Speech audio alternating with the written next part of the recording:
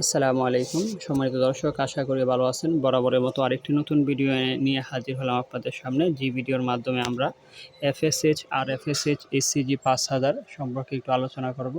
তো আপনারা অনেকেই জানেন যে এফএসএইচ আর এফএসএইচ এসসিজি 5000 এই ইনজেকশনটা মূলত আমরা বাচ্চা নেওয়ার ক্ষেত্রে এটা ব্যবহার হয়ে থাকে। যারা আমরা বাচ্চা নিতে চাইতেছি, দীর্ঘদিন যাবৎ অনেক ওষুধ খাওয়ার ফলে যারা বাচ্চা নিতে সমস্যা হচ্ছে, তো সেক্ষেত্রে এই ওষুধগুলা, এই ইনজেকশনগুলো অত্যন্ত কার্যকরী হতে পারে। অবশ্যই ডাক্তারের পরামর্শ অনুযায়ী এটা নিতে হবে। তো আপনারা অনেকেই জানেন যে যাদের ডিমের সংখ্যা কম থাকে, পাশাপাশি ডিম্বাশয়ে ডিম ফুটতে সমস্যা হয়, পাশাপাশি পলিস্টিক ওভারি সিনড্রোম যেটা আমরা পিসিওএস বলে থাকি, অথবা ফলিকন স্টিমুলেটিং হরমোনের সমস্যা থাকতে পারে। এরকম বিভিন্ন ধরনের সমস্যার কারণে ডক্টররা মূলত এই ওষুধটা লিখে থাকে। মোট কথা বলতে গেলে আপনারা যারা বাচ্চা নিতে যেতেছেন, বাচ্চা নেওয়ার জন্য যা যা যা প্রয়োজন প্রত্যেকটা উপাদানই এটার ভিতরে দেওয়া থাকে। এটার দ্বারা বাচ্চার ডিম ফুটতে সহায়ক হয়। তো এফএসএইচ মূলত একটা জার্মানি টেকনোলজির ফাস্টামিন বাংলাদেশের একটা প্রোডাক্ট। এটা মূলত পপুলার ফার্মাসিউটিক্যাল বাজার করে থাকে। এটার পাশাপাশি আরেকটা কোম্পানি আছে রেনেটা, যেটা পলিনিক নামে পরিচিত। ওইটারও একটা ভিডিও আমার দেওয়া আছে অনলাইনে, আপনারা দেখে নেবেন।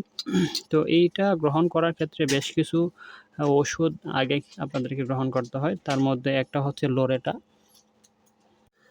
তো শুধুমাত্র লোরেটা বলতে গেলে একটু আপনারা ভুল করবেন। তো লোরেটা হচ্ছে পপুলারের, আর অন্যান্য বেশ কয়েকটা কোম্পানির বেশ কিছু ওষুধ আছে, যেটা হচ্ছে আপনার ল্যাট্রল নামে পরিচিত।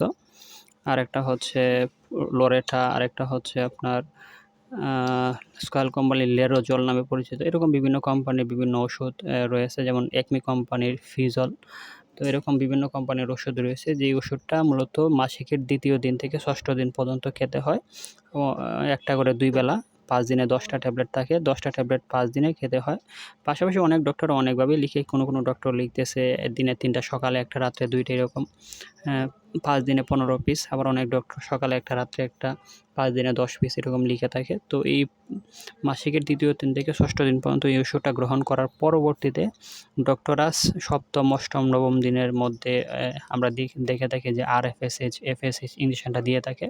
আবার অন্য ডক্টররা এর ভিতরে যে কোনো একটা দিন নির্ধারণ করে দিতে পারে। পাশাপাশি 15তম দিনে আমরা দেখি যে এইচসিজি 5000 যেটা আছে, এটা ডক্টররা দিয়ে থাকে।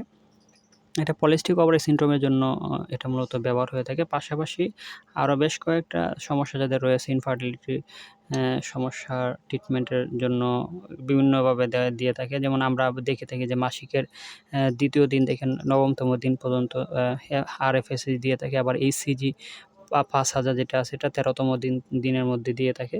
তো এই ট্রিটমেন্টগুলো বিভিন্ন পেশেন্টের একেকজন পেশেন্ট একেক রকম হয়ে থাকে। তো এটা ডক্টররা যেটা ভালো মনে করে অথবা যেভাবে বলে সেভাবেই আপনারা গ্রহণ করবেন। আর মূলত কথা হচ্ছে, যারা আপনারা বাচ্চা নিবেন বা বাচ্চা নিতে চাইতেছেন, তারা মূলত মাসিক ক্লিয়ার না করে এই ওষুধগুলো গ্রহণ করবেন না। যাদের মাসিকের সমস্যা রয়েছে, বিশেষ করে অনিয়মিত মাসিক, তো তারা মূলত এই ওষুধটা একটু পরে গ্রহণ করবেন। কারণ হচ্ছে মাসিকটা যদি ক্লিয়ার না হয়, তাহলে আপনার বাচ্চা কনসিভ করতে অনেকটাই সমস্যা হবে।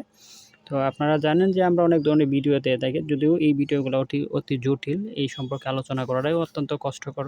তো বিভিন্ন বাধাগ্রস্ত কারণে আমরা সব ধরনের আলোচনা করতে পারি না খোলামেলা। তারপরে আপনাদের কোনো বিস্তারিত আলোচনা থাকতে পারে, সেক্ষেত্রে আমাদেরকে মেসেজ করতে পারেন, কমেন্ট করতে পারেন। আমি আপনাদেরকে পার্সোনালভাবে উত্তর দেওয়ার চেষ্টা করব। আসসালামু আলাইকুম ওয়া রাহমাতুল্লাহ।